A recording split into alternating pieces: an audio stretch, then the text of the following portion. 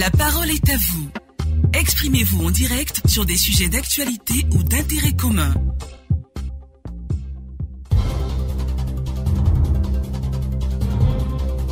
Mesdames, Messieurs, bonjour. Bienvenue à ce quart d'heure d'échange. Selon le nouveau rapport conjoint de la Banque mondiale et des Nations unies, la recrudescence des conflits violents constitue un principal frein à la lutte contre la pauvreté. À l'horizon 2030, plus de la moitié des pauvres vivront dans les pays connaissant des niveaux élevés d'insécurité. Alors, question, quel commentaire vous inspire ce document de l'institution financière mondiale? Quelles actions en amont, notamment dans les pays à faible revenu, pour prévenir les conflits? Deux numéros pour prendre part au débat, le 2021 44 48 ou le 20 24 27 87. Vous êtes nombreux déjà à réagir sur notre page Facebook. Fofana Abdoulaye, c'est une lapalissade que de dire que là où il y a l'insécurité, il y a la pauvreté. Cela est une invite à nous, habitants du tiers-monde, à faire nos querelles intestines inutiles. Il faut toujours privilégier le dialogue et la concertation partout et en toutes circonstances. À Steve Boko d'Abangourou, les 5 doigts ne sont pas les mêmes, c'est-à-dire aucun chef d'État ne peut éradiquer la pauvreté au monde, mais ils peuvent remédier en créant des emplois. Et pour ces emplois, il ne faut pas se focaliser sur le niveau d'études. Amara Ouattara, la paix, ce n'est pas un vain mot, c'est un comportement, Dixit Félix Houphouët-Boigny. Il faut lutter contre la corruption, la gabégie, le désordre. Et puis, Ngoran Léon Konan, c'est tout à fait vrai, mais à ce que je cherche, tant qu'il y aura toujours des persécutions, il n'y a pas de paix. Or, sans la paix, il n'y a pas de développement. Et c'est ce conflit violent qui entraîne la pauvreté. Donc, pour prévenir en amont les conflits, il faut que les pays occidentaux soutiennent les pays à faible revenu en leur créant plusieurs emplois et lutter fortement contre la corruption. Déjà, un auditeur en ligne depuis Sanguiné, Grégoire Yaokona, bonjour. Oui, bonjour, M. Adamou Bakayoko. Alors, on vous écoute, vous avez été le premier à publier sur notre page Facebook votre commentaire. Oui, M. Adamou, il faut dire que ce rapport est vraiment triste. Lorsqu'on parle des pays qui sont confrontés au conflit, il faut dire que, moi, ces conflits-là naissent par les actions des puissances occidentales. Ce sont ces puissances qui veulent imposer leur manière de voir les choses dans ces pays pauvres-là. Et ça sème le chaos. Ça crée le chaos et ces pays-là se retirent en regardant ces pays pauvres-là et se battent entre eux. Donc pour moi, l'exemple de la Libye est quand même palpable. Et la Libye était quand même un pays stable. Mais depuis que les puissances occidentales ont eu à mettre leurs mains dans les affaires libyennes, voilà, ça a semé le chaos. Okay. Et puis bon, ces puissances-là se retirent sans toutefois essayer d'arranger. Donc pour moi, il faudrait que cette puissance-là laisse ces pays qu'on appelle, qui ne sont pas à leur taille-là se développer sans toutefois essayer, en tout cas, de les piétiner. C'est à ce prix-là que les violences vont disparaître. Ok, c'est votre avis. Vous accusez donc les Occidentaux de créer donc ces conflits dans les pays, mais en même temps, il faut aussi noter qu'on ne crée un conflit que lorsqu'il y a division. Et donc, si la paix règne dans un pays, je ne comprends pas comment est-ce que les Occidentaux pourraient y créer des conflits, forcément, Grégoire Yaokona. Oui, mais certainement. Il faut dire que quand on voit les différents pays, vous voyez, quand on suit les médias étrangers, vous voyez, on met tel monsieur est spécialiste de tel pays. Ils savent que là où il y a, comme on appelle la pauvreté, pour diviser les gens, c'est facile. Okay. Là où il y a la pauvreté. Okay. Et donc, ils utilisent ces moyens-là pour venir monter un groupe contre l'autre. Et puis bon, essayer de... C'est ce qu'on appelle les guerres fratricides. Ok. Voilà, les conflits fratricides. Merci. L'argent qui divise et ces frais-là. Ok, merci. C'est pas comme s'ils se lèvent un beau matin pour dire, bon, on ne s'aime pas. Ok. C'est des gens qui sont préparés psychologiquement à affronter leurs frais pour semer le chaos. Ok, on vous a compris, Grégoire Yaokona, c'est votre avis. On va aller à Boisflé retrouver Blaise Kwasi. Bonjour, Blaise Kwasi. Ah, bonjour, la voix chaude. Oui, depuis la Marawi, vous avez souhaité également prendre la parole, on vous écoute. D'accord. Alors, comme on dit, l'Afrique, berceau de l'humanité, est devenue l'Afrique berceau de la guerre, des conflits et de la pauvreté. L'homme naît bon, mais c'est la nature qui le transforme, a dit un savant français. Alors, pour le paraphraser, je dirais que l'Africain naît bon, pacifique, mais c'est l'Occident qui le rend méchant, violent et pauvre. Encore les Occidentaux, Blaise Kwasi. Encore eux, bien sûr, encore eux. Alors, le frère au développement de l'Afrique, ce sont les Occidentaux qui ne cessent de piller nos richesses et qui opposent les Africains aux Africains. Alors, je voudrais voir l'Afrique imiter la Chine, c'est-à-dire s'enfermer sur elle-même, se tourner vers le développement endogène. Et je suis persuadé que l'Afrique rebondira et la pauvreté reculera. Okay. Les Africains doivent faire leur triptyque: sécurité, sûreté, paix, préalable à tout développement. Alors l'Afrique aux Africains, que les Occidentaux vraiment nous laissent tranquilles. Okay. Merci beaucoup, Blaise Kwasi. La deuxième personne a encore accusé donc les Occidentaux d'entretenir donc les conflits sur le continent africain. On part à Ouarebo retrouver Boussoubi. Bonjour Boussoubi. Bonjour Adaman Bakayoko. On vous écoute depuis Ouarebo. Oui, écoutez, il est facile d'accuser les Occidentaux. Moi, c'est pas mon point de vue. Est-ce que c'est les Occidentaux qui se battent chez nous en Afrique? Il faut nous accuser d'abord. Et moi, je dis que les zones conflictuelles sont donc confrontées à la pauvreté, tout simplement parce que l'argent n'aime pas le bruit. Et là où il y a, comment on appelle, l'instabilité au niveau militaire, on ne peut pas développer les activités génératrices de revenus, d'où la pauvreté. Il appartient donc aux Africains de se prendre en charge, de se comprendre, de s'entendre pour aller à l'essentiel. Nos différences, au lieu de nous diviser, doivent donc nous unir. Et c'est ça qui est l'essentiel. On arrête d'accuser les Occidentaux, cher ami. Ok, voilà, Boussoubi, donc de Ouarebo ne partage pas du tout l'avis de Grégoire Yaokona et Blaise Kwasi. On va prendre un quatrième auditeur. Lui est Azaguié, il est à Azaguié, et donc non loin d'Abidjan. Vassoukou Dosso, bonjour.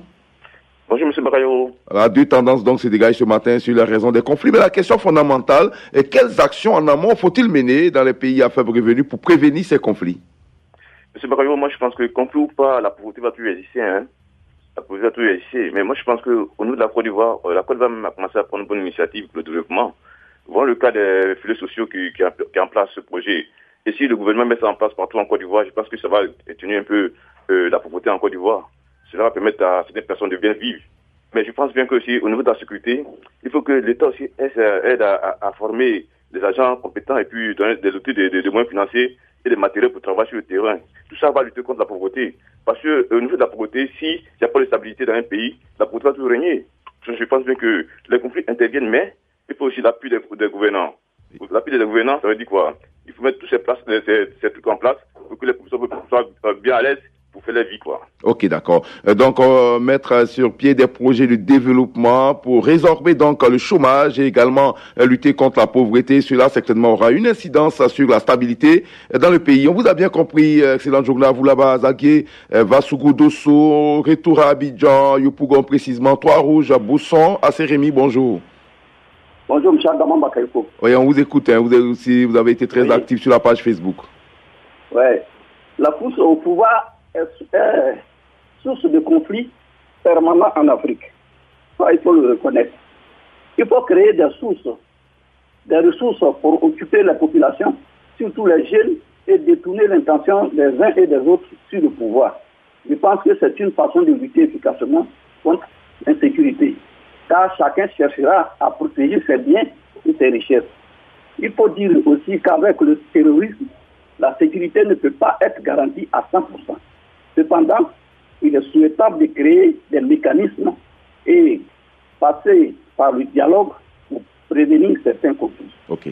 Bonne émission à vous. Merci beaucoup à vous. Bonsoir, c'est Rémi. Rapidement, un tour sur notre page à Facebook. Baba Bakari du Port-Boué. Ce rapport est normal car sans la sécurité, il n'y a pas de développement. Le développement passe par la prévention des conflits et pour éviter les conflits, il faut un partage équitable des revenus, l'égalité des chances, la promotion du mérite et l'emploi des jeunes car un jeune qui est occupé n'a pas le temps de s'adonner à la violence. On part à Mama retrouver monsieur Adi Emmanuel. Bonjour Adi Emmanuel. Bonjour mon frère Bakayoko. On vous écoute. Bon, moi je pense que sur cette question-là, il faut avoir le courage de le dire. L'Occident a une part de responsabilité dans tout ce qui arrive à les pays pauvres. Et je dirais que il faut avoir le courage encore de le dire. Parce que on constate que nos dirigeants sont manipulés, d'autres dirigeants sont manipulés par l'Occident. Ce qui amène la pauvreté quand on voit en Afrique, tout est quitté, la base est quittée là-bas. Ça veut dire que, même si on constate que dans la vie, il faut avoir le courage de dire les 5 doigts ne sont pas au même niveau, d'accord. Mais la pauvreté vient dans un pays, ça peut dépendre de ce pays-là, elle-même. Je prends un exemple comme la Côte d'Ivoire. Aujourd'hui, nous sommes pauvres, d'accord. Mais le gouvernement peut faire de sorte que on ne peut pas trop sentir cette pauvreté-là. Comment? C'est être strict dans ce qu'il gouverne. Vous voyez?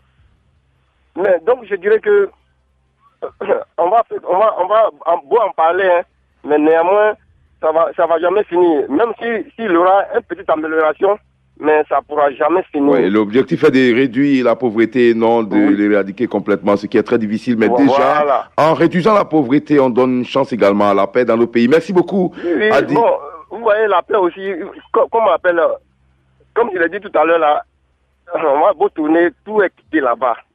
C'est ça le problème. Tout est lié. Tout est lié. Le problème de l'Africain. Ok, merci beaucoup. Adi Emmanuel, je rappelle que vous êtes à Mama, non loin de Gagnoa. On aura tout à l'heure en ligne notre consultante du jour. Il s'agit bien sûr de Florentine Giraud, elle qui est présidente fondatrice du REALIC. C'est un réseau, le réseau ouest-africain de lutte contre l'immigration clandestine. Donc déjà, elle participe à sa manière à la lutte contre la pauvreté. On va donc échanger tout à l'heure. Mais déjà, on retrouve Ndjebonoa Nguessan Alangba. Bonjour.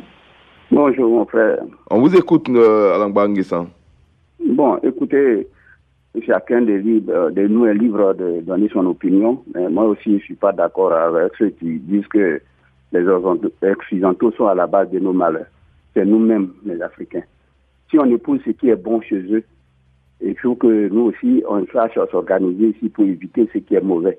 Oui. Quand je donne un exemple banal, tu as une femme, vous vivez bien, et puis un matin, tu te décides d'aller prendre une deuxième femme, alors que ce n'est pas dans votre coutume, mais la guerre s'installe dans votre foyer, tu vas accuser ton voisin. Donc il faut nous-mêmes nous organiser pour pouvoir vivre décemment au lieu des choses. On avait écrit en son temps ici des livres blancs sur la Côte d'Ivoire. C'est ça qui a fait qu'on a percé les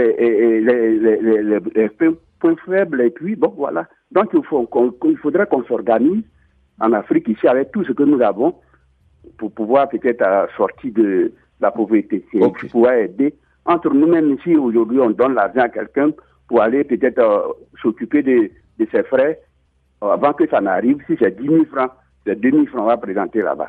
Ce n'est pas une affaire de choses. Donc, il faut que nous-mêmes, on s'organise dans un premier temps. Ok. Donc, il faut éviter d'accuser, selon vous, les Occidentaux. C'est pas forcément eux qui sont à la base de nos malheurs. Merci beaucoup à vous, Nguessan Alangba, depuis Ndjebonoa. Excellente journée là-bas. À toute cette brave population du centre de la Côte d'Ivoire. On va retrouver maintenant notre consultante du jour, Florentine Giraud, je rappelle, présidente fondatrice de REALIC. REALIC, c'est le réseau ouest-africain de lutte contre l'immigration clandestine. Elle est également, elle a officié durant des années à ONUCI FM, journaliste donc émérite. Bonjour, Florentine Giraud. Bonjour, Adama Bakayoko. Alors, on parle de lutte contre la pauvreté, la liaison avec la paix, évidemment. Quand il y a violence, il y a forcément la pauvreté. D'abord, qu'en dites-vous sur le sujet avant de nous partager votre expérience à Daloa? Tout à fait. En fait, effectivement, c'est très intéressant le sujet du jour. Mais je voulais juste qu'on revienne monter le décor en revenant sur quelques points du rapport. Voilà, concernant la prévention, en fait, je vais juste revenir un peu pour les auditeurs. J'ai vraiment écouté avec beaucoup d'attention tous vos auditeurs. La prévention des conflits violents pourrait sauver les vies, comme l'a dit le rapport, économiser également plus de 70 milliards de dollars en moyenne par an, selon l'étude publiée par la Banque mondiale et les Nations unies.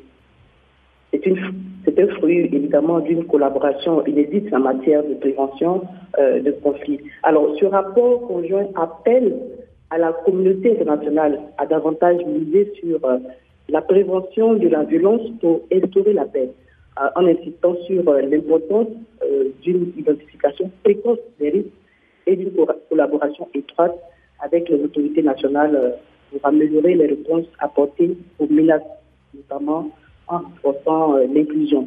Alors, il est plus qu'évident que les conflits violents sont l'un des principaux freins à la lutte contre la pauvreté. Parce que, comme on l'a dit tout à l'heure, lorsqu'on injecte plusieurs milliards dans un conflit, on voit que cet argent aurait pu servir aux populations. Et donc, pour revenir à votre question, justement, nous pensons que c'est vraiment un bon défi. Qu'est-ce qu'on fait? Qu'est-ce qu'on pourrait faire justement pour éviter ces conflits-là? La question reste posée. C'est vrai que la paix, comme le dirait, c'est un processus très, très, très long. Et moi, je dirais que c'est pas la peine de la paix aux Occidentaux, hein, parce que j'ai entendu les Occidentaux. C'est vrai qu'on pourrait se poser la question, les armes qu'ils vendent, je pense que c'est le trafic des armes à la balle aussi. Parce que quand vous vendez des armes, effectivement, il y a des gens qui les rachètent. Oui, hein, et oui. ces armes-là servent, n'est-ce pas? Et donc, moi, je peux dire que l'Afrique doit prendre son destin en main. Il ne faut pas vraiment dédouaner, c'est vrai, les Occidentaux, mais en même temps, je veux dire, la clé est entre nos mains. Qu'est-ce qu'on doit faire? La pauvreté en Afrique, n'oublions pas qu'il y a la source la plus patente, c'est la corruption. Mais lorsque la corruption est dans nos sociétés, comment est-ce qu'on pourrait se développer? Il y a à côté de la question de la corruption, nous avons un facteur non négligeable qui est la démographie. Aujourd'hui, l'Afrique représente plus d'1 milliard. Donc, sa population, je veux dire, qui ne cesse d'augmenter. Donc, il y a aussi certains défis majeurs. Comment est-ce qu'on pourrait arriver à créer des opportunités d'emploi? Parce qu'aujourd'hui, il faut reconnaître qu'il y a un manque d'emploi, de perspective. Ok. Vous voyez? Ok. Et donc, ça aussi, c'est un élément capital. Et c'est pour justement ces jeunes-là à la migration irrégulière. Voilà. Et là, à l'échelle d'un Eldorado. Oui. Ok. En tout cas, on le sait, c'est d'abord votre credo, Florentine Diro. On aura en d'autres occasions le temps de vraiment dérouler votre grand projet à Daloa pour résorber donc la pauvreté des jeunes à travers l'emploi des jeunes, des projets clés en main pour éviter justement que ces jeunes ne traversent le désert et se retrouvent de l'autre côté. Malheureusement, le temps qui nous est parti est arrivé à terme. En tout cas, on vous dit grand merci, Florentine Diro, d'avoir pris part à ces échanges. C'est moi plutôt qui vous remercie. Merci beaucoup. On se retrouve donc demain pour un autre sujet tout aussi intéressant de La Parole est à vous. Sujet que vous pourrez découvrir sur notre page Facebook avant la fin de la journée. À demain.